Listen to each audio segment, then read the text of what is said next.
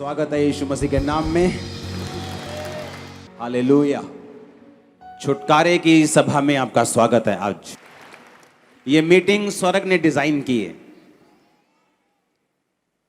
ये मीटिंग स्वर्ग ने रखी और उसने आपके लिए वर्ड दिया है। आप सेम नहीं रहेंगे।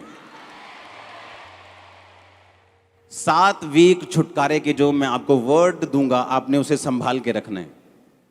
ओके? उसे बार बार सुनना है, एक बार नहीं। कौन सा वचन था संडे को? कौन सा? रूत का, कि हमारा परमेश्वर के साथ जो रिलेशनशिप है वो कैसा होना चाहिए कि मौत के अलावा परमेश्वर और कोई चीज मुझे तुझसे अलग नहीं कर सकती। अब तो मौत भी नहीं कर सकती, पुराने टाइम में मौत कर सकती थी। उसने कहा अब तुम अनंत जीवन के लिए बुलाए गए हो। मतलब कोई परीक्षा, कोई दुख, कोई प्रार्थना का पूरा ना होना, कोई कलेश, कोई ठोकर हमें परमेश्वर के प्यार से अगर अलग नहीं कर सकती, तो हम परमेश्वर के बड़े छुटकारे के लिए फिर तैयार हैं। दूसरा वचन मैंने आपको क्या दिया था कि परमेश्वर मुझे देख रहा है और सुन रहा है। हर टाइम, खाना पकाते वक्त भी, अपने पड़ोसी से चुगलियां करते वक्त भी, किसी के साथ विश्वास की बात करते तब भी, और किसी के साथ हम जब अविश्वासी बात करते हैं, शक की बात, तब भी। चेलों को यीशु मसीह आए और कहा ये लो मेरे हाथ देखो, मेरे पांव देखो, मैं जी उठाऊं। थोमा वहां पे नहीं था।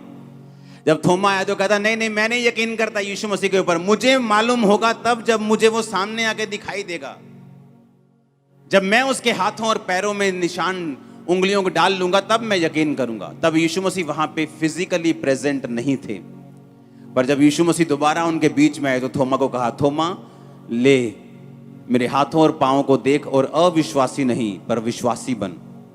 जब यीशु मसीह वहां पे शारीरिक रूप में नहीं थे तो भी वो थोमा की बात को और उसको देख रहे थे। आप चर्च में हैं और प्रार्थना कर रहे हैं, या घर में अपने प्रेयर रूम में, परमेश्वर तभी आपकी प्रार्थना नहीं सुन रहा है, तभी आपको नहीं देख रहा। जब आप यहां से वापस जाएंगे, अपने ऑटो में, अपनी कार में, अपनी बस में बैठेंगे, वो तब भी आपको देख रहा है और सुन रहा है। जब ये मेंटालिटी एक विश्वासी की जिंदगी में आ जाती है कि उसके काम करते वक्त भी, अगर तुम मिस्त्री हो, जब तुम ईंट लगा रहे हो और सीमेंट लगा रहे हो, तब भी वो तुम्हें देख भी रहा है और सुन भी रहा है। ऐसा करने से होता क्या है? ऐसा करने से आप परमेश्वर के प्रेजेंस के साथ रहना सीख जाते हैं। आप कम से कम गलतियां करते हैं और परमेश्वर का आत्मा आपको डिलीवरेंस और छुटकारे की ओर ले जाता है। हालेलुया। और ये दोनों वचन आपको सुनने हैं। आपको संडे का वचन, आपको थर्सडे का वचन जो वीक 1 का है, उसे आपको सुनना है। कोई वचन आपको मिस नहीं करना, कोई मीटिंग मिस नहीं करनी।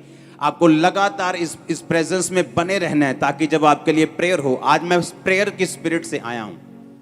वचन के बाद हम लंबी एक प्रार्थना करेंगे। भागना मत वचन के बाद कि पानी पिया हूं, मैं सुसु कर रहा हूं। खड़े रहना चुप करके। आमीन। क्योंकि जब प्रेयर की स्पिरिट आती है, वो जब देखती है आप डिस्ट्रैक्ट हैं, वो आपकी लाइफ में काम नहीं करती। और ये डिस्ट्रैक्शन एक स्पिरिट है। जैसी प्रार्थना होने वाली होती है, ओए गड्डी काट ला फटाफट जाके। अरे यार, सारी उम्र गाड़ी निकालते रहे हो। कौन सा 5 मिनट पहले तुम्हारी अंबानी के साथ मीटिंग है शाम को जो मिस हो जाएगी? ये शैतान है, ये शैतान है। वो चाहता नहीं कि तुम प्रेयर में जाओ। हालेलुया। तीसरा पॉइंट जो आज मैं आपके साथ शेयर करूंगा कि आपको छुटकारे के लिए क्या करना है। छुटकारा एक पास्टर को भी चाहिए, छुटकारा एक विश्वासी को चाहिए, छुटकारा एक वॉलंटियर को चाहिए। हर एक व्यक्ति की लाइफ में छुटकारा उसके अपनी हिसाब से, उसकी लाइफ के हिसाब से, करंट सिचुएशन के हिसाब से उसको चाहिए होता है। आमीन। दाऊद को चाहिए था कि जब वो मसा हुआ, उसके बाद उसको छुटकारा चाहिए था कि वो किसी का राजा बने, एक गोत्र का राजा बना। उसके बाद उसका छुटकारा ये था कि वो सारे गोत्रों का राजा बने। उसके बाद उसका छुटकारा यह था कि उसका अपना निज पुत्र उसकी गद्दी के ऊपर बैठे और कोई भी जन उसको मार के वो गद्दी ना ले सके। हर टाइम आपको छुटकारे की जरूरत है। एक फैमिली में बेटा नशे करता है, आपको छुटकारा चाहिए। हस्बैंड वाइफ की नहीं बनती, आपको डिलीवरेंस चाहिए। आपका फाइनेंस अच्छा नहीं होता, आपको डिलीवरेंस चाहिए, और इन 7 हफ्तों में डिलीवरेंस आपके पास होगी। ये 7 हफ्तों में जो वचन आपको मैं दूंगा, अगर आपने माना और सुना और आपने प्रेयर मेरे साथ की, आप स्पर्श को लेके वापस जा रहे हैं। हालेलुया। तीसरा पॉइंट लिखो अपनी कॉपी के ऊपर, अगर आपको डिलीवरेंस चाहिए आपकी लाइफ में, जिसके ऊपर आपकी लाइफ निर्भर करती है, तो आपको अपनी बुलाहट को फॉलो करना होगा। लिखो, आज मैं आपसे बात करूंगा अपनी बुलाहट को, अपनी कॉलिंग को फॉलो करना। बहुत से लोग पूछते हैं मेरी बुलाहट क्या है, मैं कैसे जानूं कि मेरी कॉलिंग क्या है, परमेश्वर ने मुझे किस काम के लिए बुलाया है। हर एक विश्वासी की जिंदगी में 2 तरह की बुलाहट है। लिखो,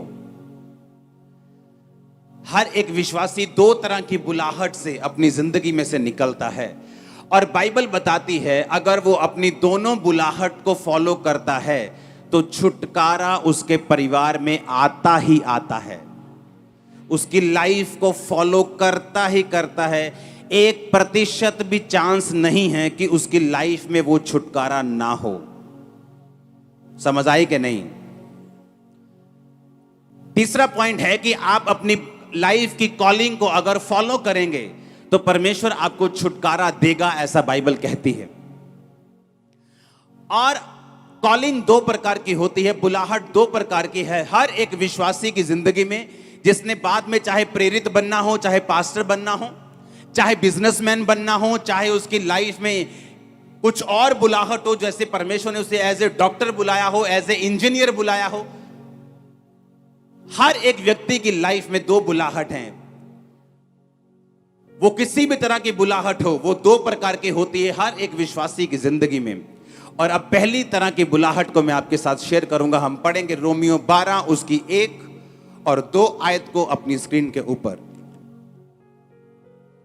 उसमें लिखा, अब इसलिए हे भाइयों, मैं तुमसे परमेश्वर की दया याद कराकर विनती करता हूं कि अपने शरीरों को जीवित, पवित्र और परमेश्वर को भावता हुआ बलिदान करके चढ़ाओ, यही तुम्हारी आत्मिक सेवा है। इस संसार के सदृश्य ना बनो, परंतु तुम्हारी बुद्धि के नए हो जाने से तुम्हारा चाल चलन भी बदलता जाए, जिससे तुम परमेश्वर की भली भावती और सिद्ध इच्छा अनुभव से मालूम करते रहो। परमेश्वर का वचन कहता तुम परमेश्वर की सिद्ध इच्छा, भली इच्छा और भावती इच्छा अनुभव से मालूम करते रहो। और उसने कहा कि अपने शरीरों को जीवित, पवित्र और परमेश्वर को भावता हुआ बलिदान करके चढ़ाओ, यही तुम्हारी आत्मिक सेवा है। उसने कहा पहली तरह की बुलाहट यह है कि तुम अपने जीवनों को, अपने शरीरों को जीवित, व्यभिचार से अलग, नशे से अलग, पाप से अलग, गालियों से अलग, जीवित शरीर परमेश्वर को चाहिए आपका। यह पहली बुलाहट है परमेश्वर की। ये तुम्हारा शरीर नहीं कि तुम सूटे मारो इसके साथ, ये तुम्हारा नहीं है। किसका है ये? ये तुम्हारा नहीं कि तुम तंबाकू लगाओ इसके साथ। किसका है ये? वो कहता तुम अपने शरीर को जीवित दो मुझे, पवित्र दो मुझे, और परमेश्वर को मन भावता हुआ बलिदान करके दो। किसको देना है? अपने शरीर को। कैसा देना है?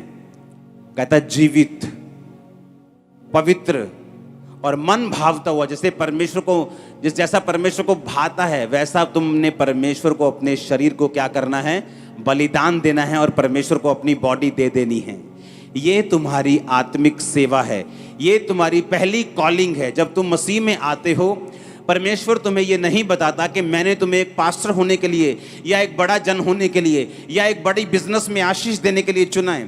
पहले वो तुम्हें यही कहता है कि तुम अपने शरीर को जीवित करके, मन भावता करके और पवित्र करके मुझे सौंप दो, ताकि जो असली बुलाहट में मैं तुम्हें लेके जाना चाहता हूं, मैं लेके जा सकूं।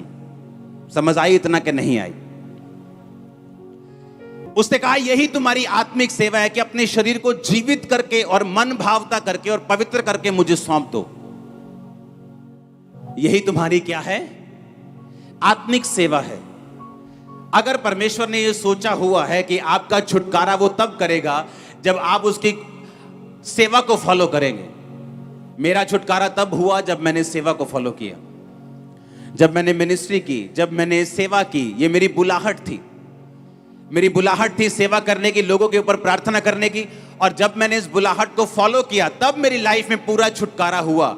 चाहे मैं 40-40 रोजे रख के कितनी बार रोता रहा, मांगता रहा, प्रार्थना करता रहा, प्रभु के साथ नाराज भी होता रहा, प्रभु को भेंट भी चढ़ाता रहा, क्रूसेड्स करवाता रहा, मीटिंग्स करवाता रहा, बोता रहा, सब कुछ करता रहा, लेकिन परमेश्वर ने कहा ये सब बातें ठीक हैं, ये तेरी हेल्प करेंगी आगे बढ़ने में, लेकिन तुझे मेरी पूरी बुलाहट को फॉलो करना पड़ेगा अगर तू मेरी जिंदगी में, अपनी जिंदगी में चाहता है कि मैं तुझे संपूर्ण छुटकारा दूं जैसा तू चाहता है। लेकिन बात यह है कि परमेश्वर आपको छुटकारा नहीं दे सकते